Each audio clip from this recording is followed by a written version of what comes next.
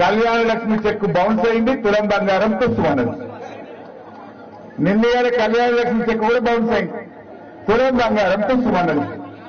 నిన్న రాహుల్ గాంధీ మీటింగ్ తుస్సుమన్నది కాదు, జనం మేము రాము అంటున్నారు. నేను హైదరాబాద్ రాహుల్ గాంధీ మీటింగ్ పెడితే 30,000 కుర్చీలు వేసారు. 30,000 కుర్చీలు వేసి కూలర్లు పెట్టి ఫ్యాన్లు పెట్టి 3,000 మంది రాని.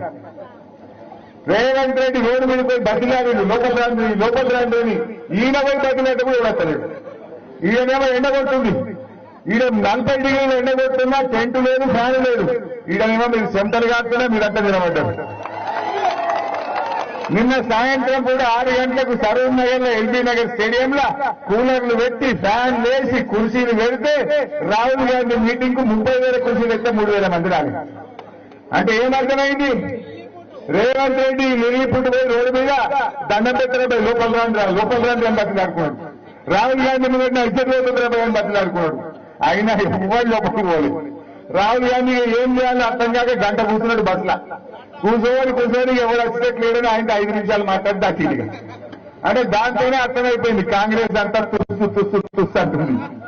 ఎందుకంటే నీ 6 గ్యారెంటీలు తుస్సుమన్నాయి కదా, ఒక్కటన్ని ఇచ్చినట్లే ఏమ